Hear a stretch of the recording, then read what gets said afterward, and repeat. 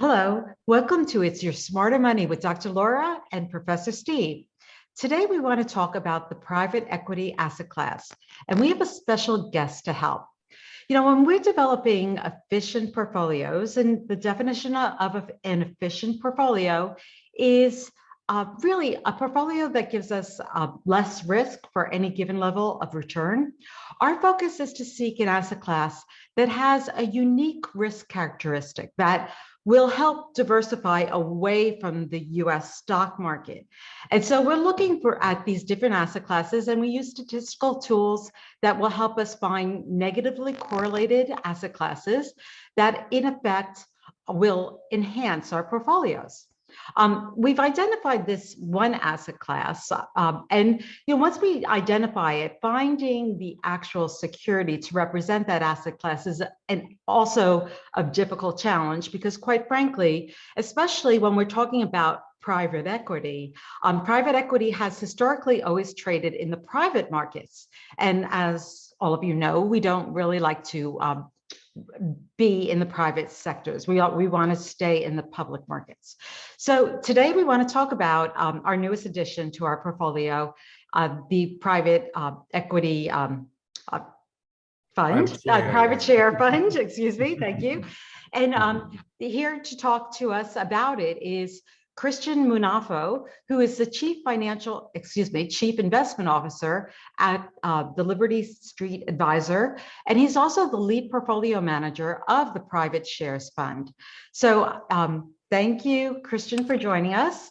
I'm going to let Steve actually take over the interview process. And so hopefully our clients are going to get a sense of the type of things that we inquire about when we're actually doing our due diligence and selecting a fund such as this. Sure. Christian, great to see you, and thank you very much for being on this video with us. You've been doing this for quite some time, and the fund has been around for a while as well. Is that correct? Thank you. Yeah, first off, thanks for having us on. It's a pleasure to be with you today. Yes, I've been in the private markets for a couple decades, and the fund has been around for roughly 8 years. So, Christian, how is the private shares fund unique compared to other fund structures that offer exposure to venture capital type-backed companies? Sure. Yeah, structure is the key word there. So, the private markets historically have been made available primarily to what we would describe as larger, accredited, qualified, institutional grade investors who have large minimum investments. They meet a variety of different, criteria, and it really just kind of leaves you with pension systems, endowments, multifamily offices, family offices, ultra high net worth, which is a very large part of the private market. But for quite a while, it's been leaving out an even larger part of the market, quite frankly, which is the retail market, which we believe is, very significant. And it's important that retail investors as well have access to unique, private market strategies, like the one that the private shares offers. And so the private shares fund, differs, we believe, in a few different ways. First, it's structured as what's called a closed-end interval fund. And what that means is essentially it's allowed to trade with a ticker. So whether you're, a retail investor investing directly through a platform, or you're part of a registered investment advisor and investing through their platform, there's an ability to invest in an interval fund structure like this with a ticker. Without the laborious subscription documents that a typical private market fund comes with. It also has a lower minimum investment amount to try to democratize, if you will, the access across the markets. So, interval funds like ours that allow for non-accredited investors also to access a strategy like this can invest with as little as $2,500. There's much more efficient tax reporting. So there's no K-1s, it's 1099 reporting. There's no incentive structure, so it's kind of the 2, if you will, without the 20. So you pay a management fee, but you don't pay the incremental performance incentive that typically comes with private market strategies. And it's also an evergreen.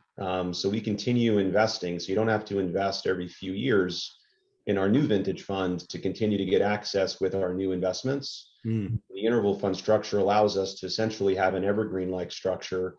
So long as investors like what we're doing, once they invest, they can stay with us as long as they like and not be restricted to certain investment periods. And I would just say lastly, Steve, they also get immediate access to the underlying portfolios that an interval fund may own.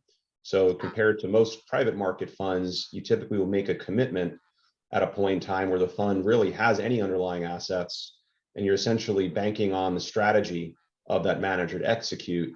In an interval fund structure and one that's more mature, you can immediately gain exposure to a portfolio of assets. So you're not just committing capital for future investment, you're committing capital and getting immediate exposure to a portfolio of assets.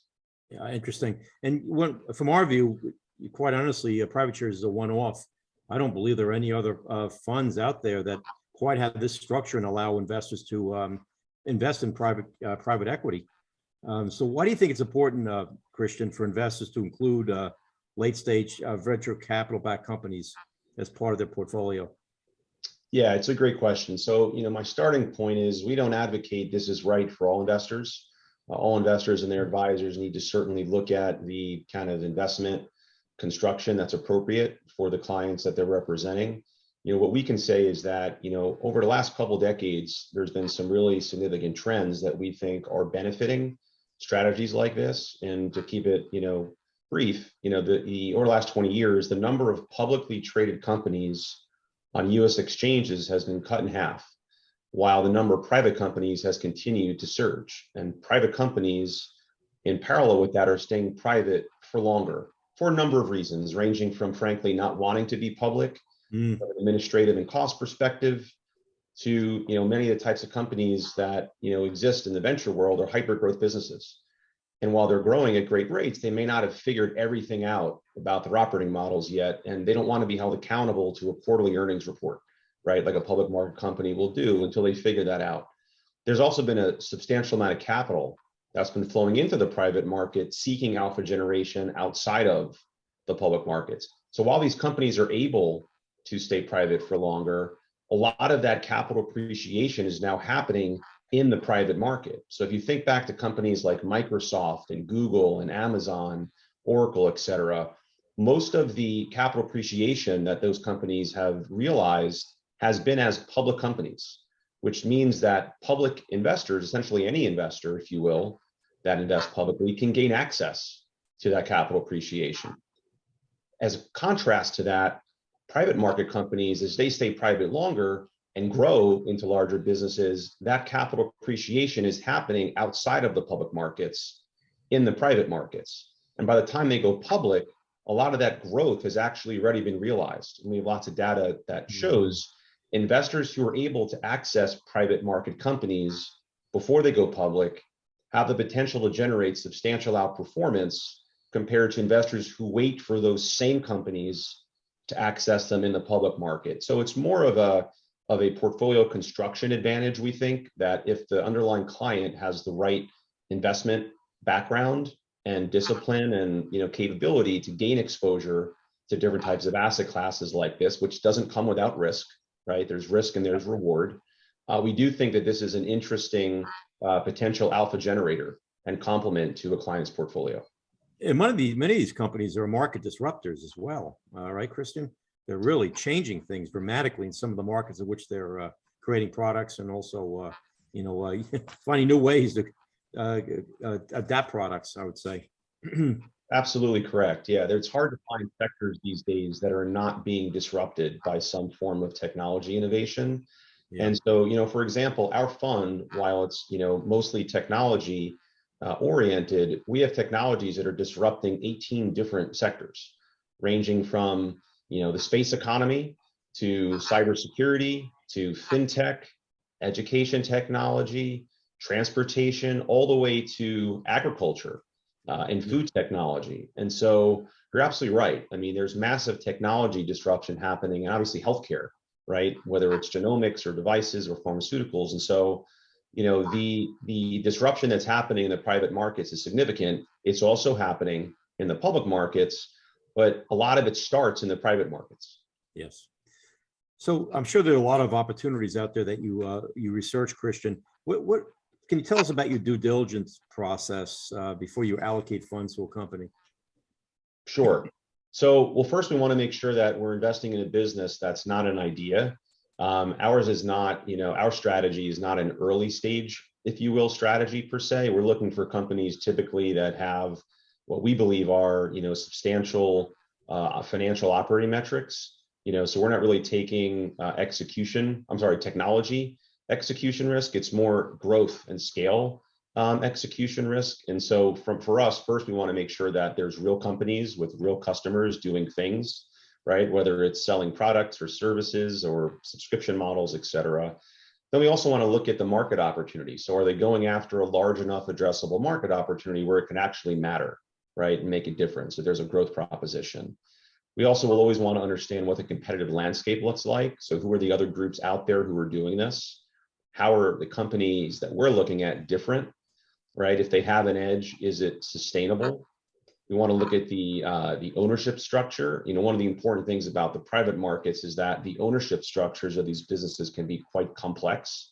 And so you really have to understand what the capital structure of these companies look like before you invest in them, or you can be quite disappointed if you purchased the wrong piece of paper at the wrong price in that company because of that variation in the capital structure. And then obviously we want to see a good management team, right, who has experience doing these things. We want to see that the proper governance structures are in place. And ultimately, we need to exit for, ultimately for a return to be generated. So we like to see that there's strategic interest for assets like the ones we're looking at. We like to see that there's potential public market potential, right, for the types of companies that we're looking at. And capital. We want to make sure there's enough capital to continue to support them until they achieve that terminal value. So those are just some high level things that we look at before we start really digging deep into the weeds. So recently, Christian, the fund, I think, exceeded 700 million in assets. And how does that affect your ability to access companies and opportunities within a private equity markets? Yeah, so our strategy is one where scale really helps. Over the last decade, there's been $1 trillion committed just to late stage venture-backed companies, which are the types of companies that we focus on. $1 trillion. This year alone, there's been roughly $170 billion invested into late-stage companies through September. So we're seeing record levels of money that's flowing into these markets. And what that means is you have just more and more companies that are going to be growing, right, and scaling as private market companies. And so as they grow and scale, the underlying opportunities to invest in them continues to scale, and to stay relevant and to get the appropriate access to those companies. It helps when you have the ability to write larger investment sizes. So as our fund AUM has continued to grow, it continues to position this fund, we believe, in a fairly favorable way so that we can continue to try to get access to what we think are the best to breed assets in the asset class. So there's plenty of room yet within this asset class for this fund to grow as well, then, you believe?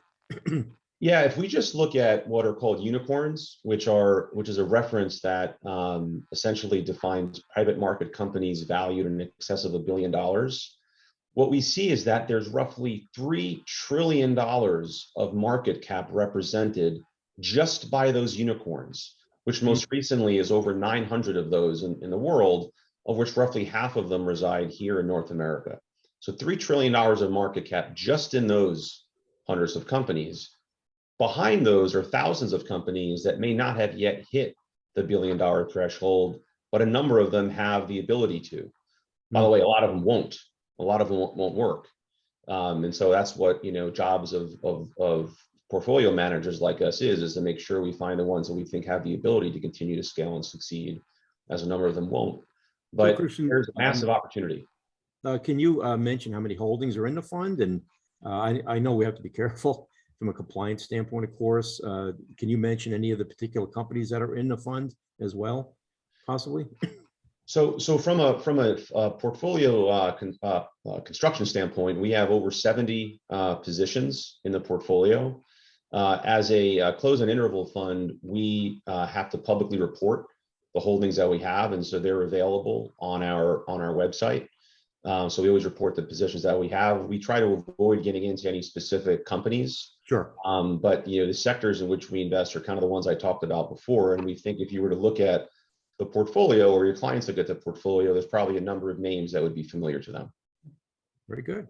Can I just ask a question? Yeah. Out of those 70 positions, how many of there, or what is the percentage that are those unicorns, those 450 unicorns in the US? Yeah, so the average market cap, if you will, of the companies across our portfolio is in the $2.5 to $3 billion range. So a lot of the companies, not all of them, but a lot of the companies that we have in our portfolio have already exceeded that $1 billion threshold. And that's either a function of us investing before that threshold has been hit and then growing into and above that once we are an owner, right? So we're seeing capital appreciation and then achieving that unicorn status. And in some situations, we'll invest when they've already achieved that unicorn status, if you will. And we believe there's obviously attractive growth potential well beyond that. Maybe we should explain unicorn, Laura, for our viewers, what unicorn means. Yeah, so as I was saying earlier, it's the definition of that is essentially a private company that has a market cap in excess of $1 billion. And if we think back to 2014, when our fund was stood up, there was a couple of dozen. And as I said, now there's roughly 900. A number of years ago, there was one, and it was Facebook. That was the first, private company to achieve unicorn status, which feels like ages ago. But now, as I've said, there's been just a significant amount of growth in the private markets that's led to a lot more unicorns evolving. A function of capital trying to find some place to go, partially. Yeah. Correct. Yeah. And again, as the public markets have continued in many cases to get more efficient and also contract, the capital is looking for access to different alpha generation opportunities. And there's plenty of smart managers, executing great strategies in different segments of the market. We believe ours is one of those in this kind of late stage growth oriented segment of the private market. And it's obviously one of the reasons why we chose this fund, and this asset class. Go ahead, Laura.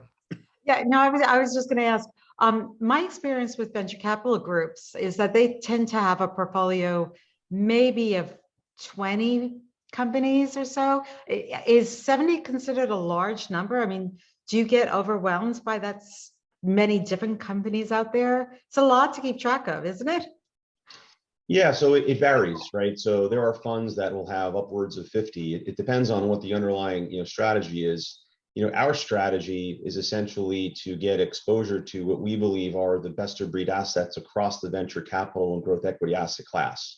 So if you will, it's trying to identify what we think other investors may have invested in earlier that has started to grow. And then we try to access those companies once we think there's more visibility into what's going to come from that point in time. If you look at the number of venture-backed companies out there, it's in the many thousands. So we're not restricting ourselves simply to a specific manager's siloed portfolio of 20 companies. The strategy we have is to really open this up to allow us to be able to construct what we think is a broader portfolio that represents the entire private market asset class when it comes to venture and growth. Yeah, and 80 holdings represents good diversification within the asset class. And you also diversify by sector also as well, right, Kristen? Yeah, as I was saying, we have roughly 18 sectors right now that are kind of spread across, the private market. But yeah, we think that, there's lots of good strategies out there. We think that this is an interesting way to try to provide access to the private markets, which we think, again, for a lot of reasons is important.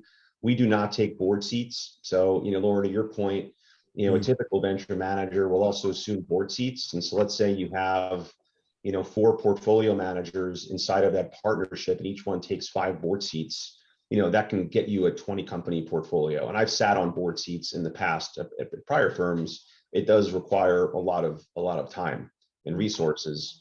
The objective that we have is to identify companies that already have very well constructed boards in place with strong governance and smart seasoned investors around the table. So we have more of a passive investment strategy. We try to really piggyback on a lot of the hard work, quite frankly, that a lot of the domain experts have already done. Very smart. So Christian, I think we're running out of time, right? I know you have a hard stop. Is there anything else you'd like to say here to sort of conclude? Well, we're certainly grateful for your support, and we've had what we think is a pretty good year of performance. There's a lot of volatility, obviously, in the markets. One thing that a lot of folks don't realize is that volatility can be a good thing. From our experience, when you have increased market volatility and macro uncertainty, it really tends to create more dislocations. And dislocations are what experienced portfolio managers really look for, because you can try to get the buy more interesting, right? It allows you in some situations to get better entry points to assets, right? Which provides in some cases for more attractive risk-adjusted returns. And so while volatility for anyone is always difficult to tolerate, I think seasoned investors and seasoned portfolio managers actually look forward to periods like this for the ability to put capital to work in many situations at more attractive entry points. So it's unclear how much longer the volatility could continue. It may just be starting, or it may kind of normalize pretty quickly. But these are the types of opportunities that we actually get quite excited about. Well, thank you, Christian. We really appreciate your insights and for you sharing what you're currently thinking and doing within your firm.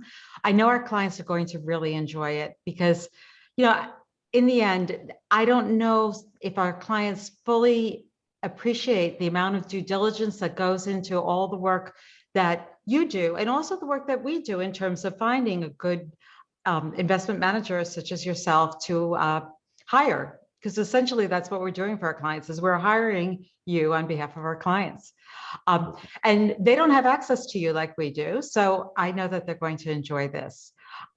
So thank you again very much. We really appreciate you spending the time with us. And thank you to our clients for tuning in. And if anybody has any questions regarding this fund or any other aspect of your portfolio, as always, we are always available for you. So please feel free to send us an email or give us a call.